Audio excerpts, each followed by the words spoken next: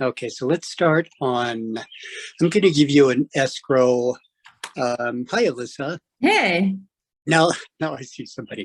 I'm going to, we're going to go through these packages one by one. So why don't we start with the buyer's opening package? What I'm going to do today is I'm going to tell you all the opening packages for the buyer and the seller and the reason we send them out, the purpose for that. So why don't you go to your buyer only package, and let's start with the buyer FERPTA. And let me know when that's open. Are you good there? Yeah. Okay, so we're starting on the buyer's declaration. This is called the buyer's FERPTA. You'll hear FERPTA quite often. What that stands for is Foreign Investment in Real Property Tax Act. So what it was is we had back in the late 70s, mid to late 70s, when the economy was not so great here, and the Japanese were the rich people, and they were buying everything up, and then they would sell, make a profit, and then send the profit back to the country. Okay. Well, every decade we have a new, a different group of people. Not a big deal. So what Jimmy Carter decided to do back then was he says, well, wait, this is not fair. Everybody's making money off of our real estate and then taking all that profit and going back home. So what was decided, and it's changed since, but what was decided was 10% if you are a foreigner without a tax ID number. Okay, so you don't need, that's just if you're a foreigner without a tax ID number. If you are a foreigner with an ITIN, an international tax ID number, a social security number, etc., then you're exempt. We don't have to do the withhold. But if you have no tax ID number and we're sending all the funds are for a foreigner, then we need to remit X amount of dollars and send that directly to the IRS. So what this is stating is the buyer is acknowledging that the seller, that there needs to be a withhold, and it'll tell you right under C. I've been made aware of if the seller is a foreign person, they may be subject to a withhold. Now, buyers freak out when they hear this because who's liable for remitting those proceeds? Anybody have a guess? Okay, the buyer is responsible for remitting that to the IRS. Buyers are going to say, hey, wait a second, I don't know what you're talking about. I don't understand this. What are you talking about? Escrow is going to do it for them. We handle all of that. That's just giving them notice that they are subject to the withhold. Okay. Now they've just changed it back in 2018, I believe. If it's over $1 million, now they're going to 15% of the proceeds. So if this document goes to the buyer, all the ones we're on right now are going to the buyer. So that's what this document is for, and I'll get into that in more detail once we get to the seller's FERPTA. The buyer's just acknowledging this. So your second attachment is the vesting form. We need to know how title is going to be held by the buyers. It can be held as a single person, a married as a sole and separate, LLC, limited liability company, a corporation, a trust, et cetera, et cetera, et cetera. So, for example, husband and wife, then we need to know to the right, if you look over there, husband and wife, husband, however. Scroll on down, if they're husband and wife and husband, then we need to know if they're joint tenants or community property. Do you guys know what the difference being? Well, everybody's got their mutes on. So, Alyssa, shake yes or no. Do you guys understand all the different vestings? Oh, you do. Okay. I remember I the don't think basics, you can but see the screen Okay. of what Yeah. you're trying to show us. John? I say I don't think we can see the screen you're trying to show us. I can barely hear, sorry. I think we don't see the screen you're trying to show us, or whatever you're talking about on the screen. Oh. Are we supposed to see anything on the screen besides? Actually, yeah. Carly sent you guys an opening package in the link itself. Are you able to find that by chance?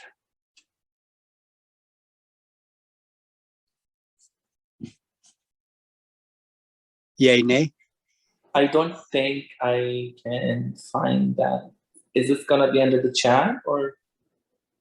Carly, are you on? Carly. I see you on there. Yeah, I believe it's under the chat. Where did you find it? yeah, it was in the chat. It was in the chat? Okay, so it's in the chat. Okay, did you find it or no? And I also emailed it to you as well, all of you. Okay, thank you. So yeah, it's in your, I've also emailed it to your email addresses as well. So can you find them or no? Is there a specific chat that I have to go and find it under? I'm trying to see. Okay, not a problem. I'll wait. Not a big deal. Because these are important things, and the reason the reason it's important is your buyers and your sellers, whomever you're representing. Typically, since they're your clients, a lot of times they feel more comfortable going to their agent rather than to escrow. Although we have absolutely no problem explaining. Did you find it, Abraham? No, I don't know. It's fine. It's fine. Okay. So under how somebody's going to hold title, 10 different ways. A married couple, they can hold it husband and wife or wife and husband. Or married as their sole and separate, but I'll go through these one by one. So husband and wife, they could take title as joint tenants or as community property. Disregard that tenants in common that you see down below. So the difference being under joint tenants, heaven forbid something happens to one of the parties, they become deceased. Your 50% interest is automatically going to be going on over to the surviving spouse. Okay. Now that with joint tenants is also if they're unmarried. Okay. So joint tenants, if you're married or not, someone becomes deceased, it automatically goes to their survivor. Community property. Okay, so Glenn, you've been married before. You've got 3 kids from a previous marriage. You don't, and you're remarried. You don't want everything to go to your surviving spouse, okay? You want something to go to your children, to your parents, to your whatever. So you have a will. Under community property, it's automatically going to go to whatever. It's going to go to probate based on what your will is. Okay. So those are big differences in case anyone ever asks you. Community property, it's not automatically going to go to the surviving spouse. Joint tenants, it is. Okay. Community property, probate, and then it'll be just distributed based on the will. Right, unless it's stipulated, of course. That's still what? Unless it's stipulated in the will that it goes to your spouse and the others. Exactly. So now, again, as I stated, joint tenants is the same if you're unmarried, okay? You have 2 best friends or you have a significant other or whatever, and one of the individuals dies, it's automatically going to go to the survivor. Now, if they're not married and they don't want it under joint tenants, that's what the as tenants in common down below is for. Okay, so tenants in common is similar to community property, except tenants in common is not married partners. Community property is. All right. So Alyssa, you're taking title a married woman as your sole property. What do I need to do on that? Did you learn this in your real estate class? I think I need a refresher. No, not a problem. What it's all about. Okay, so you're married. You don't want your husband entitled. You want to be entitled by yourself. So what we need to do down below, item number 5, we need to get a quitclaim deed from the spouse. Okay. Reason being is there's only like 5 or 6 states. California is a community property state. The moment you get married, 50% of yours is your spouse's and vice versa, plain and simple, unless they deed off. Okay. Now, we have the same thing with, husband, and wife. They're now legal entities, as well as difference being between a single person and an unmarried person. Single, you've never been married before. Unmarried, you're divorced now, but you're not married. Okay.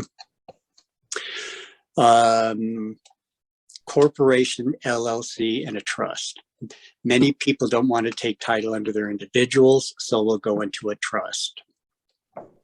I'll get what we need based on these 3 items a little further down, where it says item number 6, we can hold title, blah, blah, blah, blah. Under a trust, we're going to need a trust certification for title from the seller and the buyer or whomever is under the actual trust. What they need to know is that the trust has not been revoked or amended, etc., that they're still the trustee. That has to be notarized. It's got to be a notarized document. We'll send this out. But a lot of times people will say, well, why do I have to give them the whole trust? You don't need to give us the whole trust. You need to give us a trust certification. That's going to be required for closing. Corporation, we're going to need the articles of incorporation, the bylaws, etc. LLC, we're going to need the articles of organization, managing members, operating agreement. Okay, so there are many different ways to hold title. Now, if there's going to be a loan on the property, that needs to match whatever the grantee needs to match whatever your with the buyer's deed of trust states. Okay. Anyone have any questions on the buyer's vesting? It's a little bit, there's a lot, but you guys can always call me or email me or whatever you need. If you ever have questions down the line, feel free to give me a call.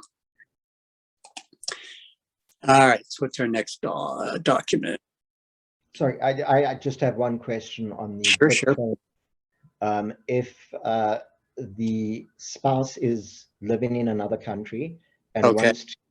wants to give his wife full interest in the property, and she's living in the United States, what happens then? Still need to give. If the property's in California, we still need a spousal deed. Now, if they're overseas, it gets a little bit more complicated with grant or deeds of trust, etc. It cannot. They have to go to the American embassy or the American consulate to get that notarized. Okay. In the country that he's in. What's that? In the country that he's in. That's correct. That's correct. Okay. The next document, the preliminary change of ownership. This freaks everybody out. It's not that big of a deal, but it is that big of a deal. Okay, so what this document's going to do is we're going to send this document to the county recorder along with the grant deed. What the preliminary change of ownership document is it's used for several different reasons, okay? When on that issue, on that item you were just talking about, okay, if there's going to be an interspousal deed, we're going to need one of these. And if you look at item number, part 1, item A,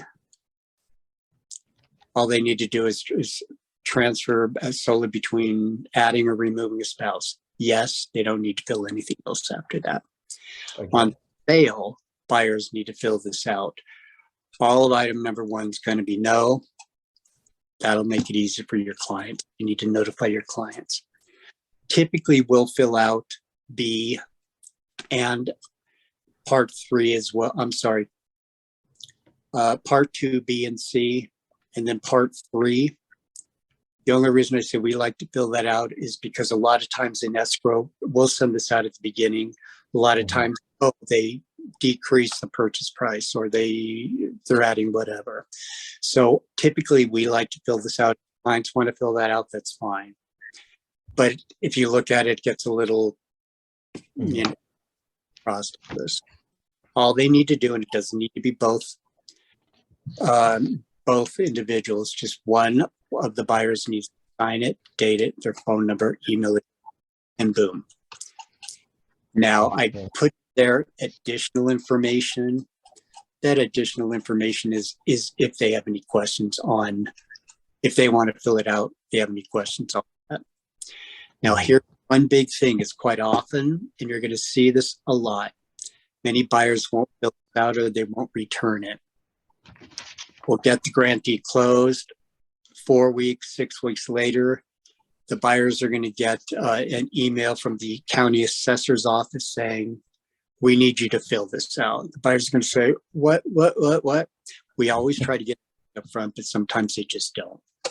So this is how the county assessor reassesses the property, okay? Because once that title is changed, they're going to want more money. As soon as you know that, the taxes are. So this is for the county tax assessor, so they can reassess for the county tax collector. Simple document, and the buyer's documents are the easiest. Number 2, preliminary report approval. You'll hear quite often preliminary title report. We used to call that preliminary title report 10, 15 years ago. There were some lawsuits thrown out by some attorneys, so the whole industry just kind of shortened it down to preliminary report. Same thing. They just need to approve it or disapprove the prelim. And we'll actually get into a prelim a little bit later. So we're going to show which items are going to be removed, eliminated at close of escrow, because what the buyer is doing is they're going to be approving the prelim. They want to make sure that all the taxes are current. There's no existing old liens on the property, etc. So once they get title to the property, it's free and clear of anybody else's liens or judgments. Tax liens, judgments, IRS liens. So that's a simple one. That's all that is stating. Okay, so your buyer's opening information sheet. If there's going to be a loan, we need to order the evidence of insurance on the property. The lender's not going to fund their loan without it. In the event, heaven forbid, again, house burns down, the lender needs to make sure that there's a policy in place to rebuild it. So that's very important. We need to know that. New lender, we send this out, but typically the agents will let us know right away. Here's the lender, because we need to send them an opening package, a large opening package. Has title Z&O, RE&O, escrow Z&O, license numbers, etc. So that's a simple one, simple document. Now, let me go back. How do I get out of here? So that's it for the buyers.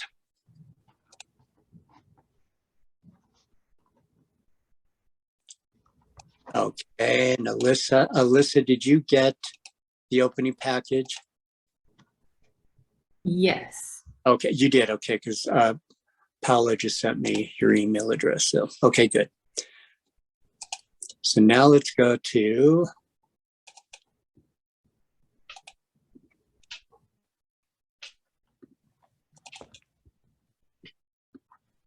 the seller's opening package.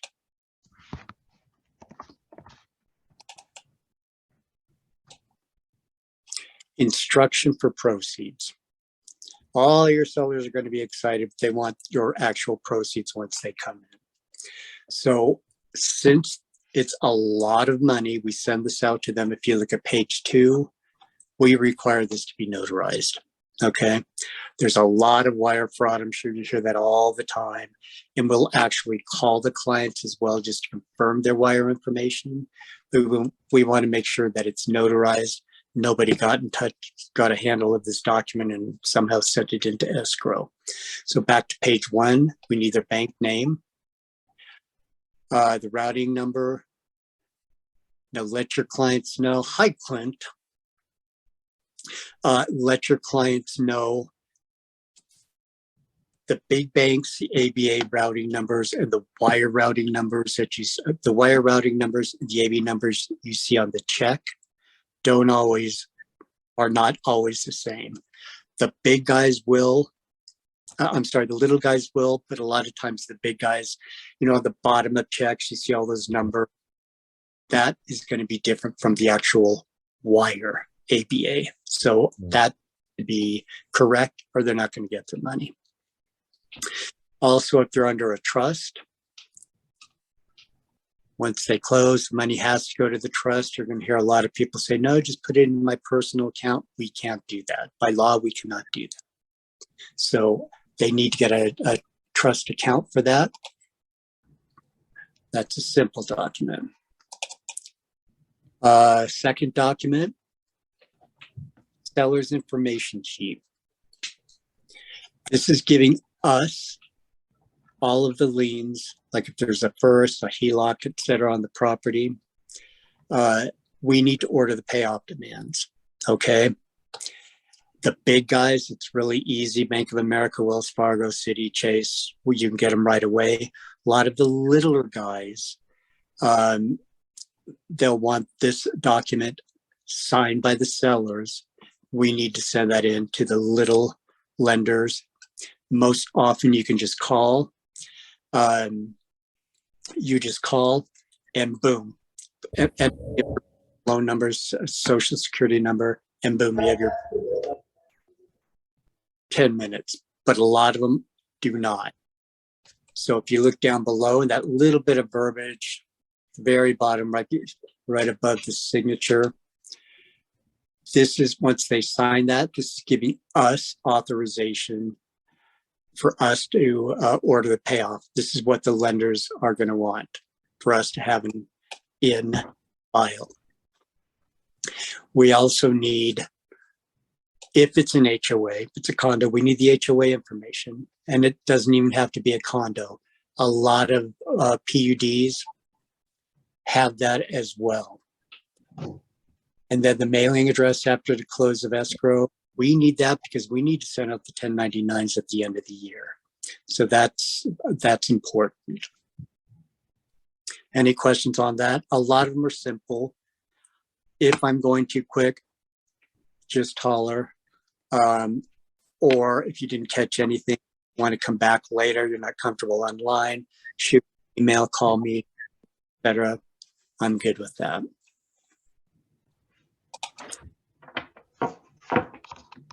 Next document, Form 593.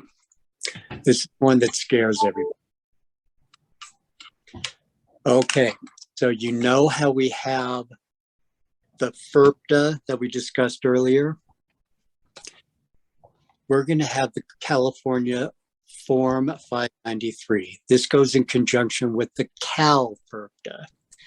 So the FERPTA, as I stated, it's either 10%. If it's less than $1 million, it's 15%. If it's over, we need to remit that to the IRS. This is along the same lines but it's not federal, it's state. The difference on this one is, if you look under Part 3, the determination,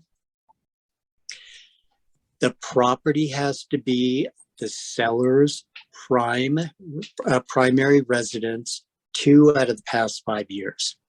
So it does not have to be consecutive. You know, they can live there for a year, have moved out, and then move back in, 3 years later, boom, boom, boom. There's no withhold, okay? Another thing, if there's no withhold, if you look down below, item numbers 6 and 7, if they're a corporation or an LLC, we're not going to do a withhold, okay? Now, what that withhold is going to be 3.33% of the purchase price. So FERPTA for the Fed, 10% or 15% based on the purchase price, 3.33% for the Franchise Tax Board. So it's the same idea. It's not their primary residence. They never lived here. It's an investment property. We're going to do a withhold unless the sellers go into a 1031 tax deferred exchange, where we're going to send all the money to the exchange company. So they're going to want to read all of these. If they check box Part 3, box 1 on page 1, all the seller needs to do is go down to the last page, sign it, date it, and then right above there where you see the perjury statement, they just need to check that box 1. Sale is fully exempt. Okay. Now, if it isn't their primary residence, or and we are doing the withhold, going back to page 1. Sorry about that, not page 1. Page 2. The buyer needs to acknowledge this, and on page 3. Because again, as I stated earlier, with the FERPTA, the government puts the onus on the buyer to remit these funds to the Franchise Tax Board. The buyers are going to say, I don't know why, I don't know what, Escrow is going to do all that, okay? We'll handle that for them. We'll be the accommodator, is going to be sending the funds in. We'll be getting the paperwork.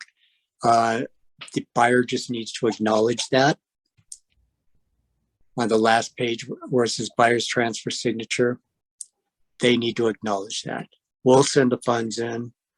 Again, the onus is on the buyer to make sure the funds are in, but they're not going to know. So that's why we'll do that. So this is a tricky one. So does anyone have any questions? Because people are going to ask all the time. I shouldn't say that. If they're not knowledgeable, they'll ask that. I mean, if they're investors and stuff, they're going to know, they're going to get it. So there are many different exemptions that can apply. The seller may be aware of this and may say, wait a second, I don't want to just hold 3.33%. I want to hold, 12.3% or 13.8%, whatever it is, okay? Which is on page 2, 3, down to item number 36. So any questions on that one? No. Okay. No. Now we're going to go to the 1099. A simple document. We need to, at the end of the year, we need to report the sale to the IRS, okay? So they're going to get a 1099 at the end of the year. We need to fill this out so we can have that handled at the end of the year. Plain and simple. Again, we're going to ask for their mailing address because we're going to have to mail them a copy of this.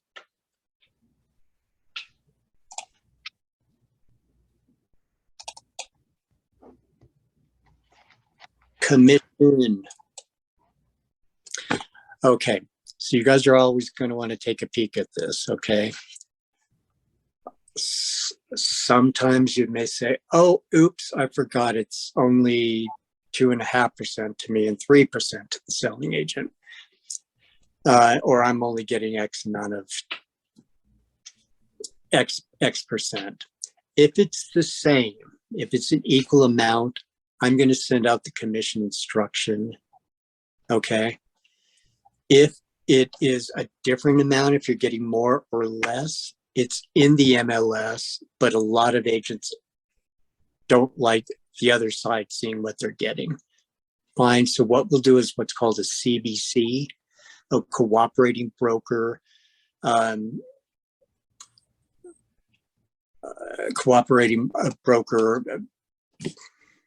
sorry, CBC. It's a CBC. I'll look it up in 2 seconds. So this will change. We can always, and should the purchase price change, goes down by 20,000, we're going to send out a revised instruction. Okay. So this Brian will sign, and he'll send this on over to us with the CDA, Commission Disbursement Agreement. That's how you'll be getting paid. You'll be getting X amount of dollars. Something's going to go to your, to cover the legal expense. Something's going to go to the company, etc., for your overhead. So make sure you check on that, because if we send that to you guys first and you guys okay it, and then we send it to the seller and the sellers freak out, say, why, that's what that's all about. Next document, FERPTA. Okay, now this is the document that the seller needs to provide to us. The first document you sign, the very first document you saw was the buyer's FERPTA. They're acknowledging it. This is the seller's FERPTA. They have to give us this information, okay? This is telling us that they're not a foreigner, or if they are a foreigner, they have a social security number, an international tax ID number, whatever it is. So we're not doing withhold. This is required. You're not going to get paid unless this is, Raha's not going to pay, Brian's not going to pay you unless we have this completed. Now, when we send this to you guys with your closing package, that item number 3, we're going to redact that. We're going to block it. Okay, it's got people's personal information in there. Not everybody can see that. We can't give that to everybody. So we will let you know that, yes, we do have that. A selling agent may accept this redacted, or they may want what's called a QS, a qualified substitute, from us signed stating that we do in fact have the seller's social and there's no withhold.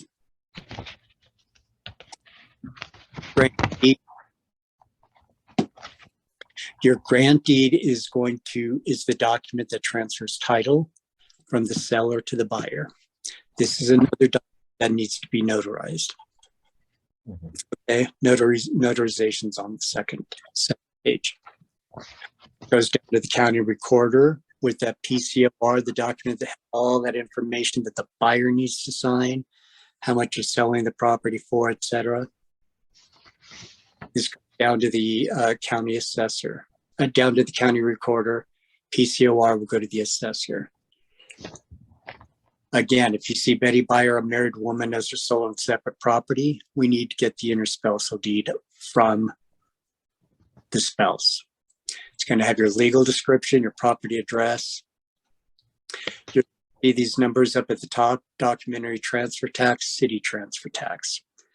Do you know what that's based upon? Do you guys know the method for this? Because a lot of sellers freak out at this too. For the city of Los Angeles, the documentary transfer tax is going to be $4.50 per thousand of the purchase price. The county also wants a cut. So the county of LA is going to get $1.10 per thousand. So Total for the city and county, it's $5.60 per thousand.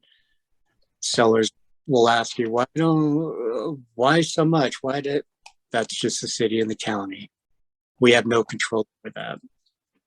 Sorry, can you repeat the numbers of how much going to the county and the city? The city of LA, it's $4.50 per thousand of the purchase price. For the county of LA, it's $1.10 per thousand of the purchase price. Thank you. So you're always going to see that up at the upper top, the grantee. If your clients ever ask you, your sellers ever ask you, what is this? I'm not paying that ridiculous amount, because you get that a lot. Unfortunately, we have no control. You have no control. Title has no control. Title reps have no control.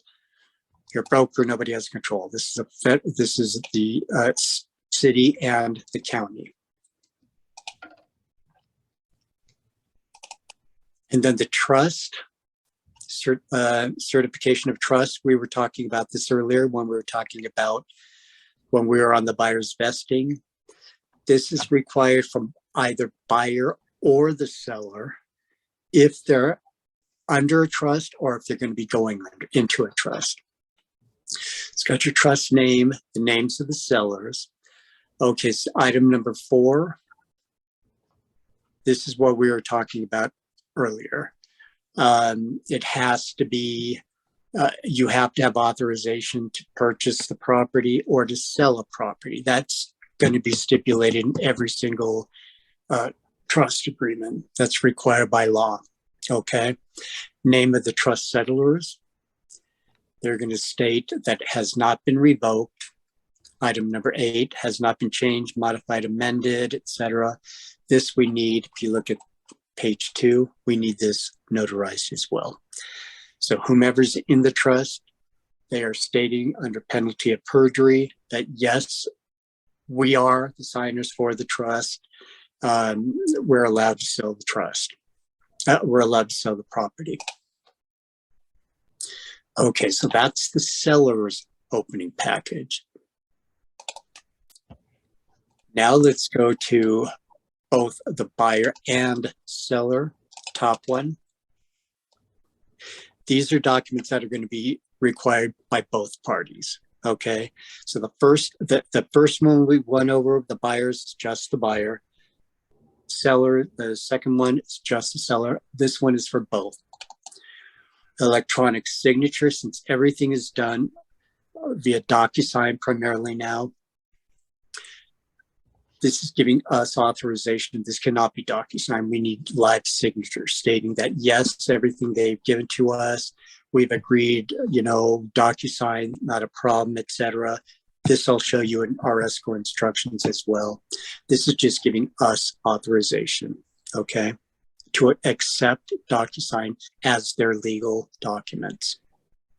What can't be DocuSigned? Anyone know? Okay, your grant deed can't be DocuSigned, okay, but it needs to be notarized. A trust cert cannot be DocuSigned because it needs to be notarized. Instruction for proceeds, we were talking about that for the seller, can't be DocuSigned because it has to be notarized.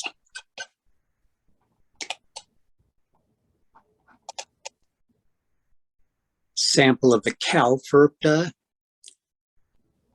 This is going to be, this, like I said, goes in conjunction with that Form 593. What the buyers and sellers are acknowledging is, and it tells you right there, sales price. Seller is going to give us a written certificate, which will be the 593. And then what the withhold requirements are. Seller and buyers are just acknowledging this. It's called the CalFIRPTA, same as the FIRPTA. This is for the state.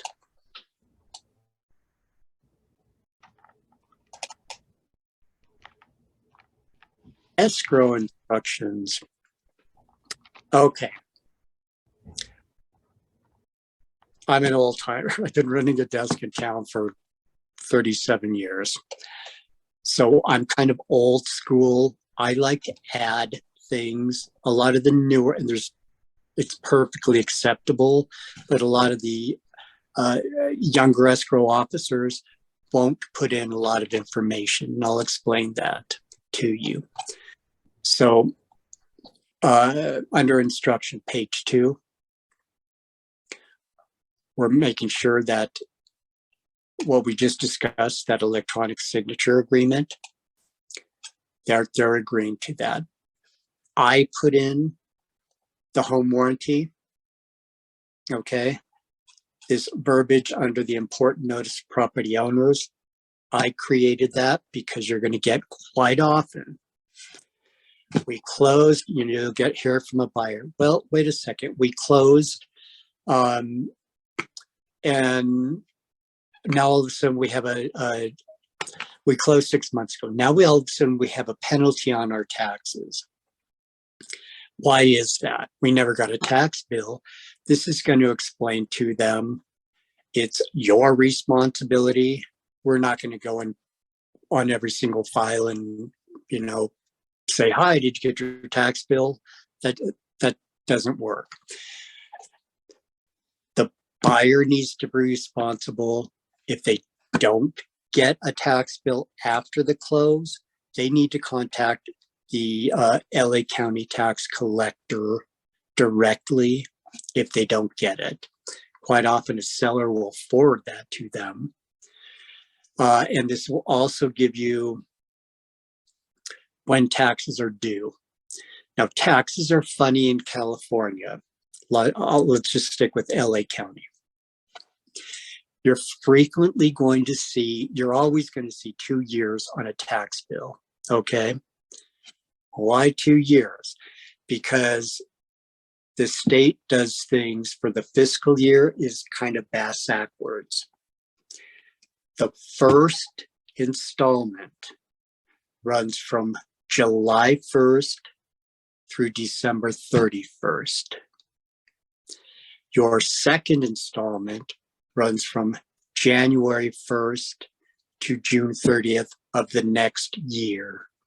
So, for example, your first installment running from July 1st through December 31st, 2022. Your second installment is going to be January 1st through June 30th, 2023. That's why you're going to see 2 years on there. Clients get confused on that all the time. They'll ask you, and a lot of times they'll ask you this, but this is just good knowledge for you guys to know. Your first installment is due November 1st, delinquent December 10th, okay? Your second installment is due February 1st, delinquent April 10th. Penalties, and it'll tell you penalties of 10% are going to be, if you don't make that payment till April 11th, then it's in there. Disregard those weird dates. I always do my date. I was in the Marine Corps for 4 years, so I've done my dates that way that you see 1 November ever since I got out. So I know it's just kind of a quirky thing. Natural hazard disclosure. A lot of escrow officers won't have that in their escrow instructions.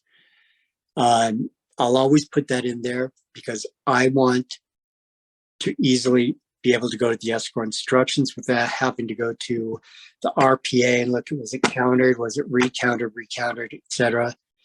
That's what we do in the beginning. So if I have it in here, I can just shoot to my escrow instructions and boom, boom, boom, it's in there. Again, many escrow officers, the newer ones, your older ones will, but the newer ones won't even put anything in there other than their boilerplate. We have all of the retrofit requirements. Now, the ones I have in here are just for the city of LA. Different cities have different requirements. And let me get into this a little more. LA has all of these requirements, okay? Burbank, West Hollywood, San Fernando, Beverly Hills, they have different requirements, and other cities, but areas that are not in the city of LA. Now you have other areas which have different names, but they're the city of LA. North Hollywood is the city of LA. Studio City is the city of LA. Van Nuys is the city of LA. Encino, Tarzana, they're all city of LA. So they're all going to be required to handle all of this. What this is this is going into the 9A. It used to be called the 9A. We still call it the 9A. On the 9A, we'll get into that a little bit later. But city of LA, you need to have your, the property needs to be retrofitted. The state requirements for state of California on any property, it's going to be smoke detectors, carbon monoxide, and the water heater, earthquake strapping, okay? In the event there's an earthquake, they want to make sure that the water heater is not going to go off and the gas shut-off valve. City of LA is a lot more complex. They're going to want low flush toilets. They want, have you ever seen homes that have bars on their windows? Mhm. So if you see bars on your windows, they have to be safety locked. What that means is, in the event there's a fire, there's a little latch on the inside of the house that you pull and it opens up the bars or whatever. If they're not, they need to get the property retrofitted. If you don't have low flow showers, low flow toilets, etc., that all needs to be retrofitted.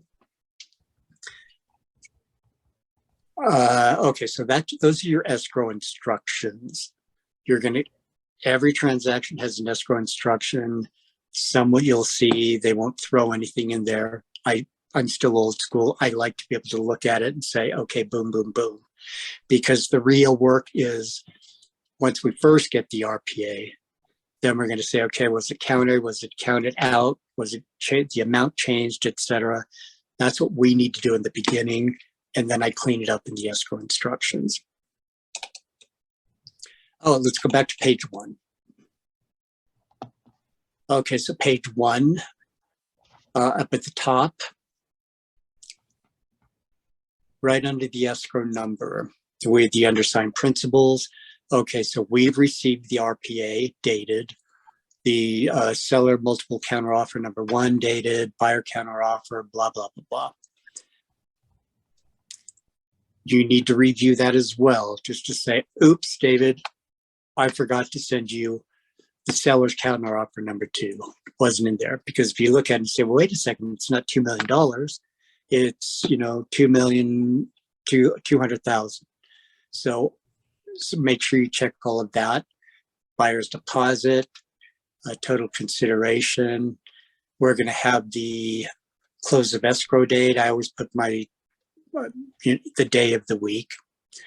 The reason I do that is because LA County no longer allows special recordings. What special recording? Special recording is recording the same day we fund. Okay, so the lender fund, now they want to record. LA County no longer allows that.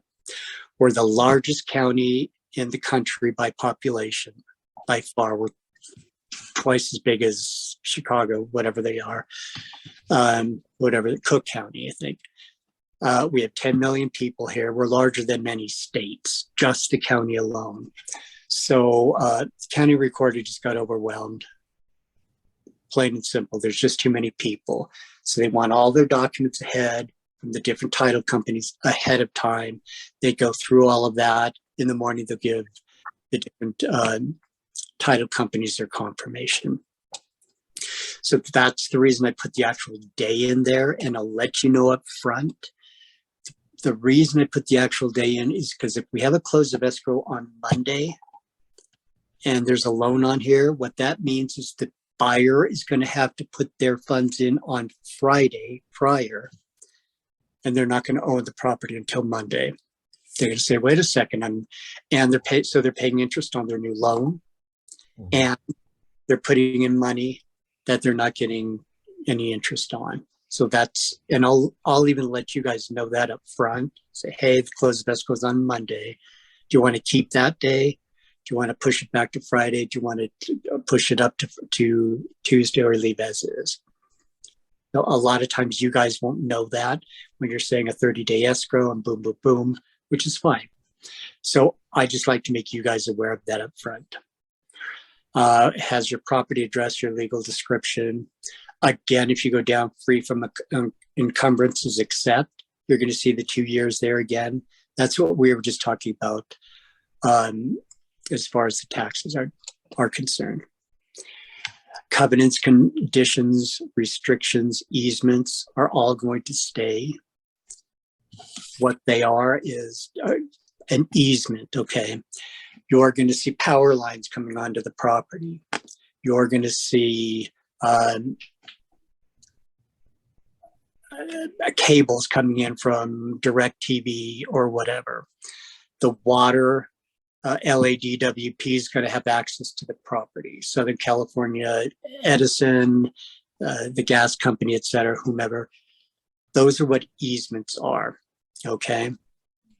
Also, they're going to let you know that if there's right-of-way easements, to make sure that nobody's over on your side of the property, like the driveway, etc.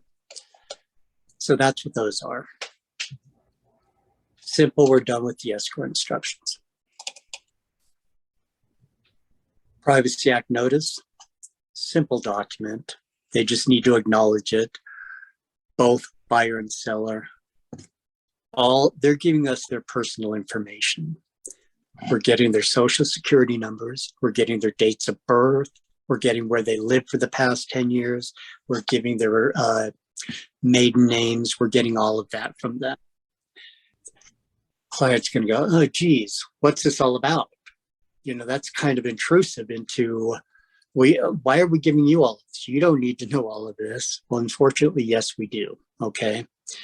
Title's going to need that based on the statement of information, which we'll get to down the line. What title is doing is they are ensuring that the buyer's getting the property free and clear, okay, of the seller's liens and judgments, or any liens and judgments that may be old that are pop up. So again, we're not only are we the largest county by population in the country, we're also the largest state in the country by population. So you'll have a lot of Juan Garcias in the state of California, or Joe Smiths, or, you know, Susie Kim. All right. Well, there are a lot of Susie Kims. There are a lot of John Does, whatever. What title's going to do is they're to weed out any liens or judgments that may show up, not just private, but by the state or the feds. They're going to look at the social security number, where they lived, their date of birth.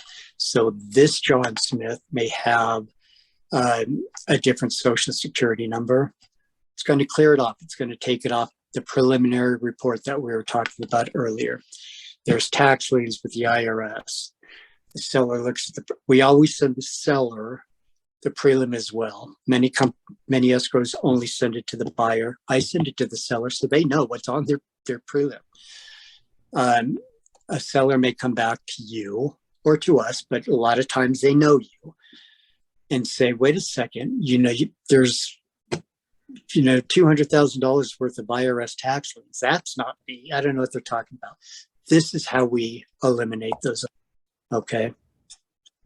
The Privacy Act notice is simply stating, we are not going to be using this information for anything other than their transaction. We're not going to be giving it to outside clients. We're not going to be selling it on the internet, nothing like that. We have fiduciary responsibility. So, and anything that is private, we'll get into this on the next document. We'll get into that, but we're not going to share their information, their private information. Confidential information sheet. You'll also hear it called the statement of information. A big one. This is the one we were just talking about. They're going to give us their names, their date of birth, their birthplace, their social security numbers. They lived all of that. Driver's license numbers.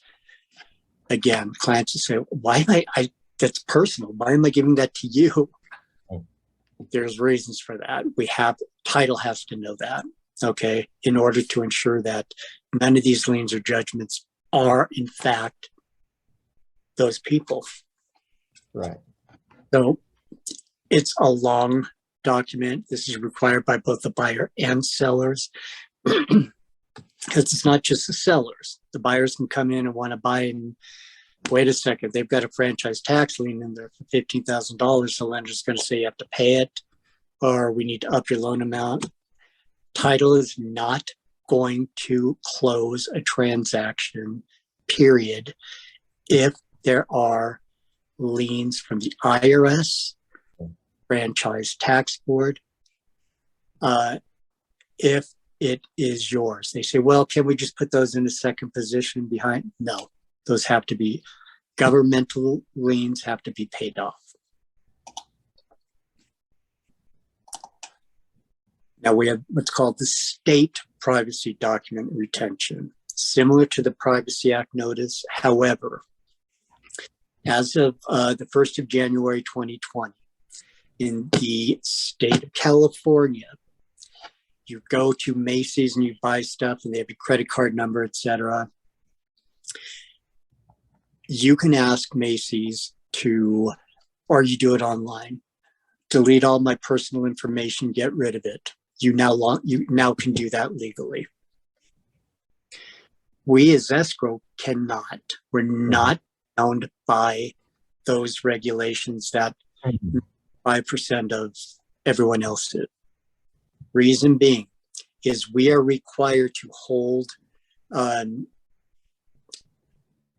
files for 3 years. Carly. Okay, we're required by law to hold those files. Okay, so we're not under that obligation. After that period, we can eliminate. We can remove all their personal information, and we do. We don't keep it any longer than that.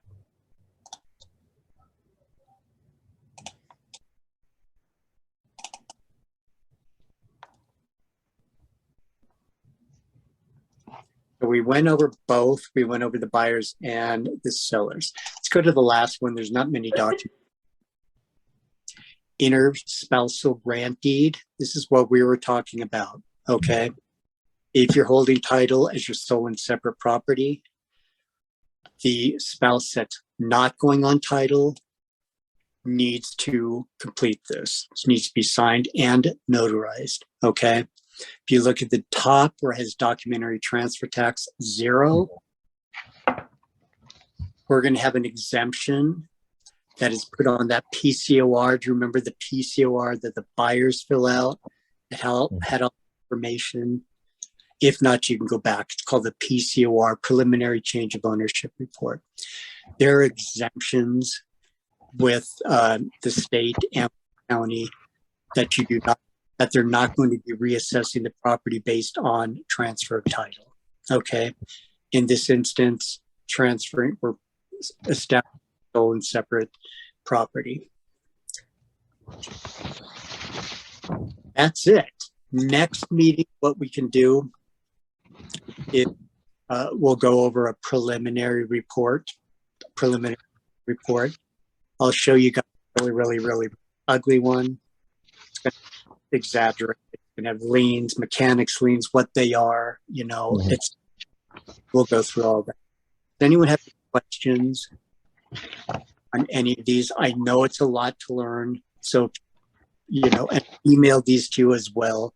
So if you guys want, and you go and this weekend, you're kind of browsing through and you're going, oh, wait a second, what did he ask on that? Or what did he say on that? I don't understand. Give me a call. Pick up the phone and call me, or shoot me an email or whatever. I'm more than happy to explain all that information to you. So don't worry about that. I mean, you're not going to get all of this up front, but you'll get a pretty good idea of what they are. And then again, if you're not comfortable on, this big platform, pick up the phone, call me, or email me and say, David, could you re-explain what this is and why do we need to do this and what's the purpose of it? And my client said no, and let me know. Even if I don't have the transaction, feel free to reach out to me. Okay. Thank you. Can we have your contact information again? I logged in and I missed the beginning. I can barely hear. What was that? I said, can we have the contact information? How we can get in touch with you? Oh, I'm sorry. Hang on.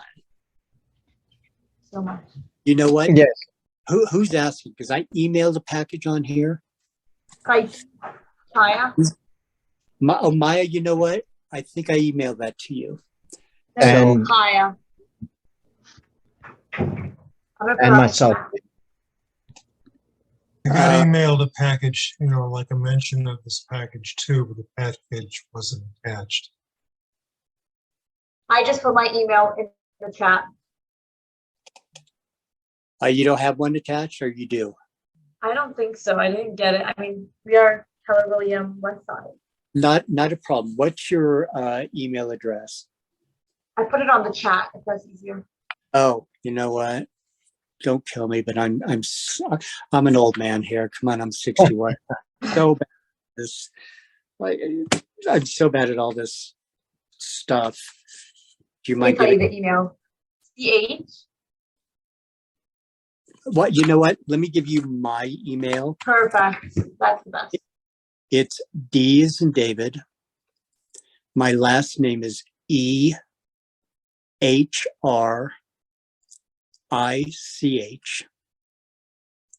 at larchmontescrow.com. And I see my buddy Clint on there. Hi, how are you? I had a question for you in the chat too. Sure. It was about docu-signing. And, Okay. if you, let's say you have a property that you have to go through probate and it's here in California and the owner's out of state, can all of that be docu-signed? Everything can be DocuSigned with the exception of any legal documents that we need to be notarized. Okay. For the grant deed, we'll be in touch with the attorney, the probate attorney. They're going to have to send us the letters of testamentary, et cetera, all of that, because we need to get those certified and record that at close of escrow. Again, so going into that is not included in this class, but if is deceased. Now we went into how we're holding title. This will take all of 2 seconds, so don't freak out, guys. Somebody's deceased now, okay, and it's the probate that is now selling it, okay. Yeah. The thing is that the owner of the lot is having to pay taxes on it, and it's under the title of his parents' name. And he has to go through the probate process here in California, but with an attorney here so that he can transfer the title to his name and sell the lot. Correct. So, so all of that, I guess, I don't know, it depends, I guess, all of that can be docu-signed from. Well, unfortunately, if they are the only beneficiary, those taxes are going to have to be paid. I mean, our government, as wonderful as we are, they don't care if they want their money. Give me money, give me money. So I'm not bad enough. But going back to my point, now if somebody's deceased, we are going to need the original death certificate. we're going to have to prepare what's called an affidavit of death, death of joint tenant, affidavit of death of trustee. It all depends on how they're on title. So those we'll need as well. So that gets back to your probate, Clint. Thank you. You got. All right, guys, wrap it up.